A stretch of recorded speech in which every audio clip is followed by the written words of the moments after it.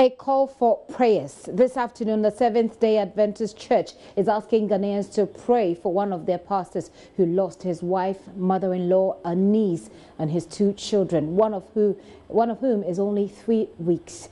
That's 5 of his immediate family. Too much, obviously, for one man in one day. The incident happened yesterday at Akokofoto here in Accra and has thrown neighbors into a state of mourning. JoyNews' Maxwell Agbagba has spent all day covering events there and will bring us a report shortly. Right now, let's bring you the story from the moment firefighters began their struggle to save the 5 people who had been trapped in the burning apartment. Scores of people some meters away from where the incident happened. A woman who is a neighbor of the deceased is squatting in front of her gate. Her mood captures the sorrow that struck the hearts of residents of Dansoman, Akokofoto on Sunday morning. Personnel of the Ghana National Fire Service just left here, and they have already started investigations into circumstances leading to the blaze here. The structure behind me is actually the mission house of the SDA Church, and we are told that different pastors live in this apartment. Eyewitnesses say the fire started at about 5:30 a.m. when majority of the occupants of the house were still sleeping. Because I just heard the noise that was saying Mishio, Ejao, Bimbro, and so I quickly went to see if the fire was in my room, and then it was not in my room, so I rushed to the door, and then the door was locked. So I had to force myself and break the door so I could come out. When I was coming out, I could hear her, because then there was so much of vapor and smoke coming out. The whole place was red, and the thing was going all boom, boom, and so it was really intense. It was intense, and so I was so scared. I panicked, and so I really needed to get out. I think that when she was tired, when the fire had actually got into her and the smoke, so her voice kept dying. The help kept going down, and then you couldn't hear her say anything anymore.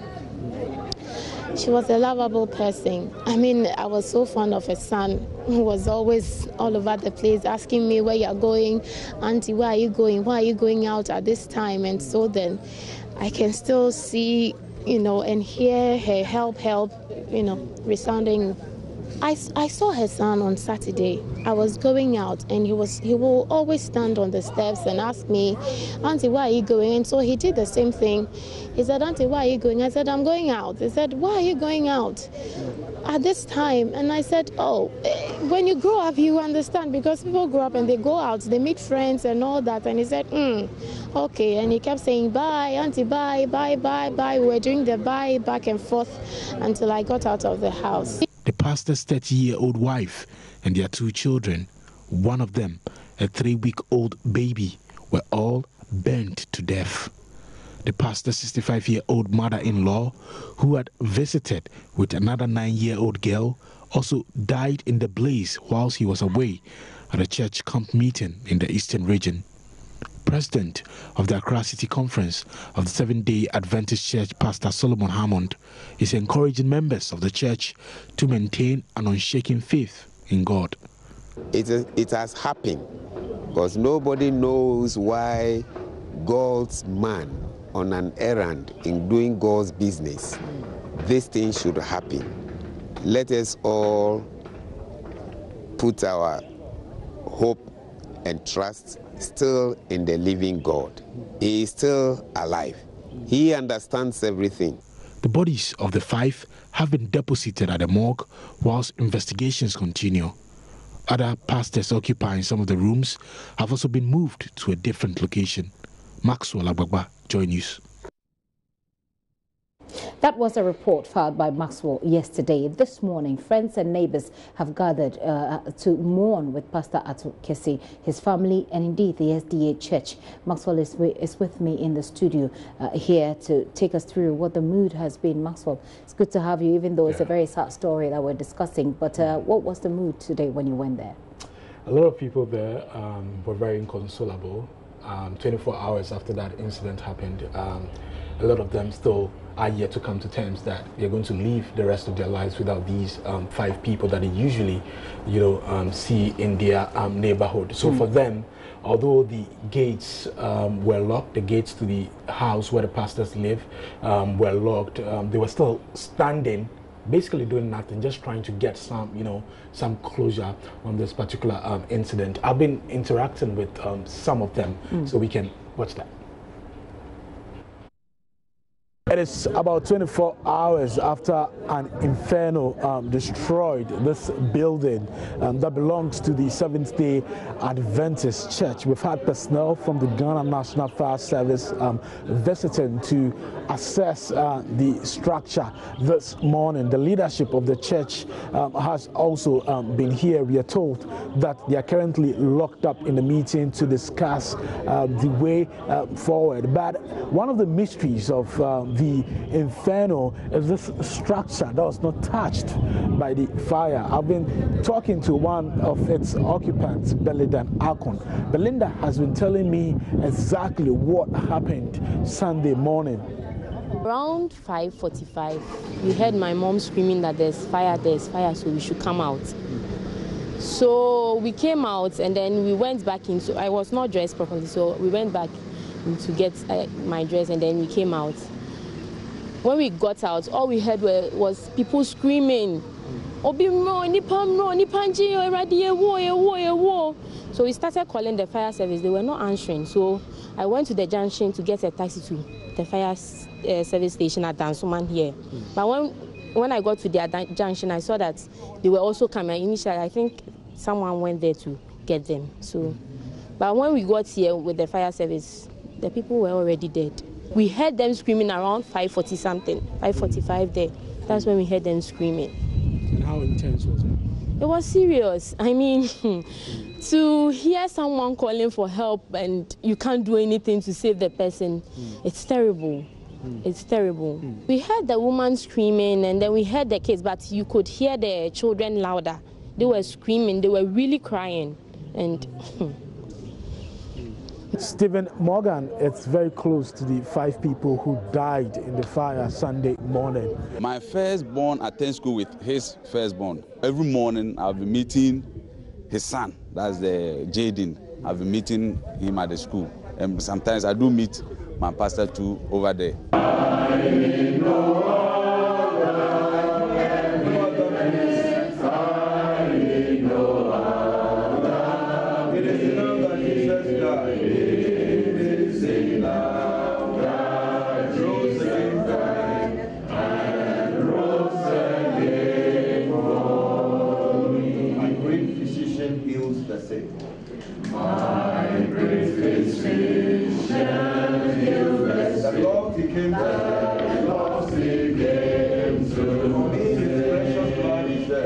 Tears, are flowing in there. We've been here for about 1 hour.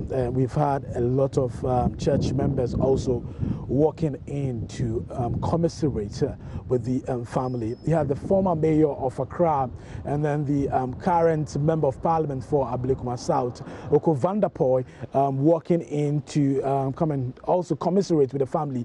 It's very difficult getting the family members to talk to us. A lot of them are tight-lipped, traumatized. They are not in a position to talk. One of the people we met in there was actually the best man for Pastor Ato Kese. And then that man's wife was also the bridesmaid at the wedding some years ago. We've been trying to get them to talk to us, but it's very difficult. You are God. He is also our pastor.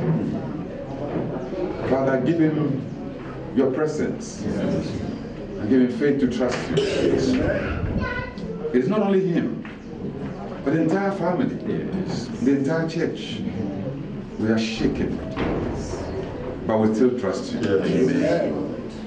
So we are committing every moment between this hour till we bury the dead and thereafter into your care. Amen. Help us to know how to talk so we don't say anything wrong against you.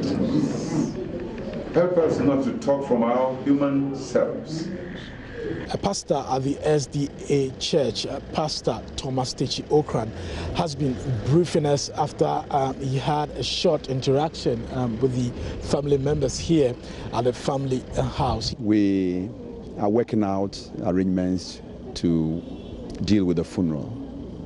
However, the office, national office of the church, will come out with a statement that will provide whatever information you need officially at appropriate time. We ask that you pray for the family. The church is collaborating with both sides of the family of the funeral, that is the lady's family and the pastor's family, so we can go through this exercise to the glory of God. So we've been asking you some questions on our social media platform, and in the wake of the Dansoman fire, we're asking you how safe you feel in your home or in your office. Many of you have been sharing your views on this particular story. We'll bring you some of those comments, but let's stay a little longer with this story. Now, let me come back to you, Maxwell. Yeah. This is what the mood is like today when you went there. Were there investigators on the ground? What did you see them do? Okay, so earlier when we visited the mission house, we saw some personnel of the Ghana National Fire Service. They told us that they were there to do some structural, assessment. We asked about whether they've been able to establish the cause of the fire. They were not able to tell us because they said they are not in the position to do so, and they referred us to their superiors. Okay. But what we are learning is that they are yet to actually establish the real cause of the fire. So as it stands right now, we still do not know what caused the fire. We don't know what caused the fire. We will be engaging the Ghana National Fire Service to find out if they have anything that they can't share with us on that story. But Maxwell, did you have the pastor in question, the pastor who has lost his family members, in the visuals? Yes. Was he there? Exactly. So what you saw where the people were singing, we had family members in there, we had some church members also in there. But after we've taken those footages, a member of the family came to tell us that they wouldn't want us to put Pastor Akokofoto on TV. So Pastor Akokofoto does not want to be to be seen in the media. He's not in the right state of mind. He's not it's traumatizing experience for him, so they don't want him to be. And he'd rather he would have to respect their privacy. Yeah. Very well, very well. So he'd rather stay out of the media at this point. But Maxwell, thank you so much. This is indeed a very sad story. But let me welcome safety expert Nanaya Akwada, who's the Executive Director at the Bureau of Public Safety. Also joining us on the line to have this conversation is the spokesperson for the Ghana National Fire Service, Mr. James Kwarteng. Gentlemen, you're welcome to the show. Thank you. Mr. Kwarteng, let me start with you. Can you update us on what you found so far in the investigation you said you're conducting? Hello? Yes, Mr. Kwarteng, if you can hear me, do give us an update on the investigation so far. Well, good afternoon to your viewers. As we speak, we have not been able to complete our investigations. So we are still at the closing stages of the investigation. So we'll be able to give you, after the investigation team bring their report. Why does it seem to be taking a while? Yes, you see, fire investigations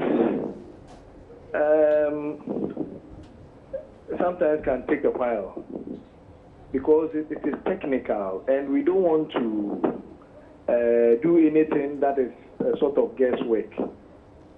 So we want to be certain about what we are saying. That is why we need to take our time and be very, very sure. Yes.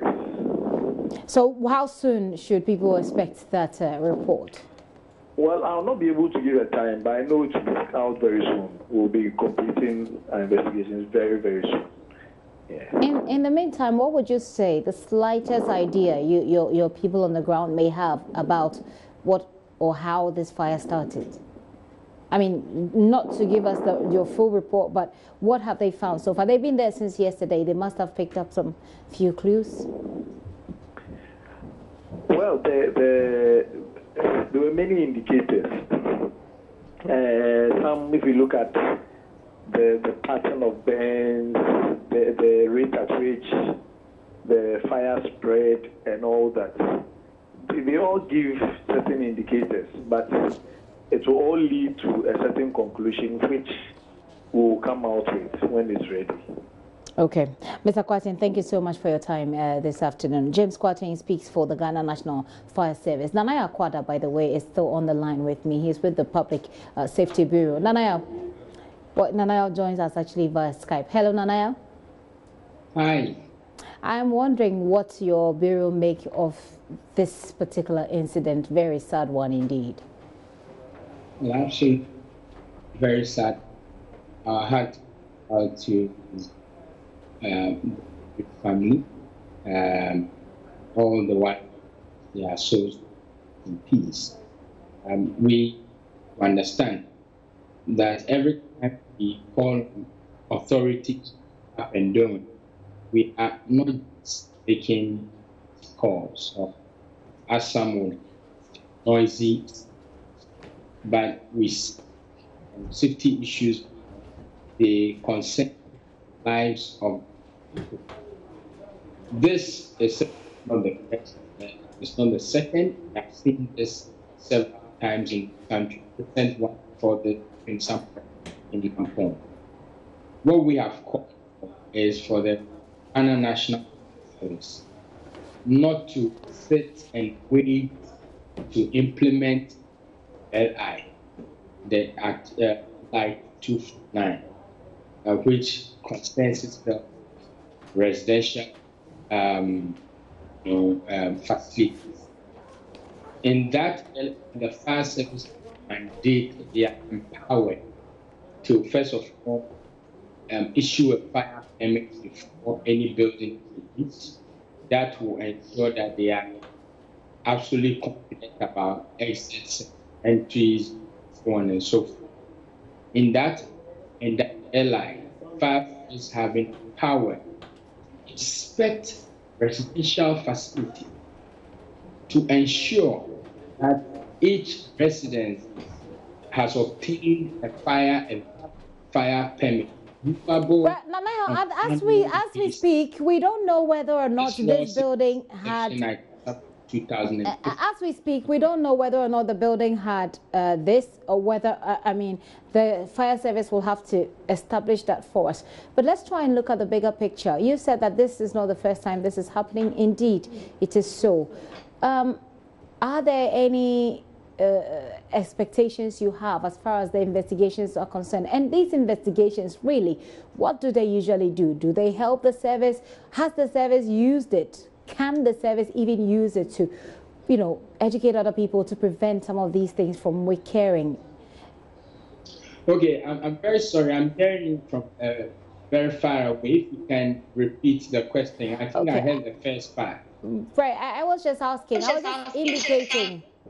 I was just indicating that the report, since the report isn't out yet, we wouldn't be able to know. We wouldn't know at this point whether or not the house had the certification or the fire certification that they needed to have. But what I'm asking is what your expectations will be or are of the sort of investigation that the fire service carries out anytime such incidents occur. What are your expectations of that? As in, do you expect them to do it sooner? Because I just spoke to the National Fire Service spokesperson who says that it's not ready. The report is not ready. Well, yes. The is on they have a fact or not. It's instructed that if that building has a certificate, is seen or will approve that Scully in the obtained some security, they ended up trapping themselves in their room. I will be very much surprised that they pass a fire, a valid fire one. Secondly, there's been several actions that the fire service has undertaken since 2010. None of reports have been made public. All we get up we end up getting sniped the reports, which most of the time would use to work. And so, to be very honest, as we look forward to getting or hearing the pastor say we are done with investigation, we are not expecting anything drastic to change in the scheme of things. Right. What we want to encourage is that they might strive at all times to get a fine balance between safety and security. Right. Just so it will not end up in their quest to secure their buildings and their property. They do not end up trapping themselves. Okay, Nanaya, finally, let me just find out from you if you have any words for Ghanaians as to how to keep, or how everybody can keep alert on some of these things in their homes. What will be your very brief advice to everybody else? What can we learn from this experience? Well, I think a point clear. In our quest to secure, we must therefore not entrap our family. That is to say, whatever security measures in place, you must make sure that it's always of escape. You and the family. In this case, they had just one of the several windows had a bubble burglar. Okay. They would have escaped, which of course would not happen in this. So for starters, that this is something that is worth looking at.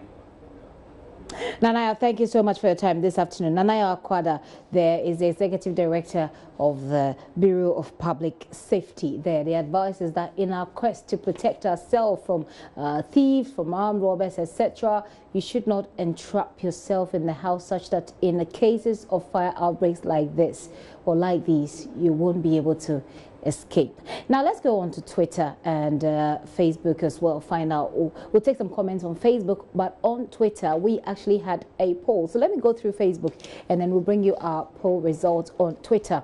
Tisa William is saying that robbery has made us prisoners in our own home. So sad. Exactly the point that Anaya was raising there.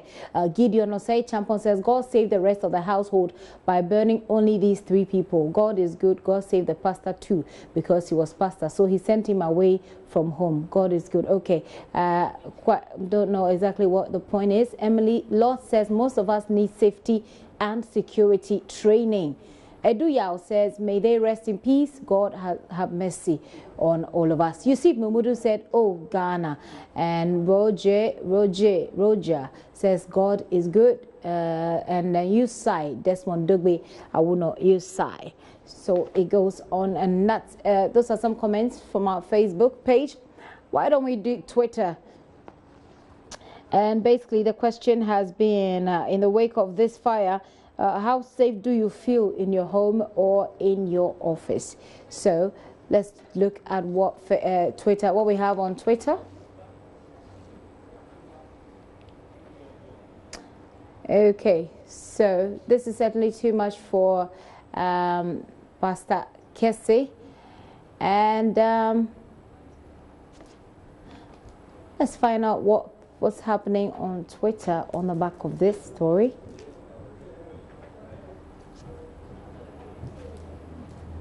All right, we'll bring you a lot more of what's happening on Twitter shortly.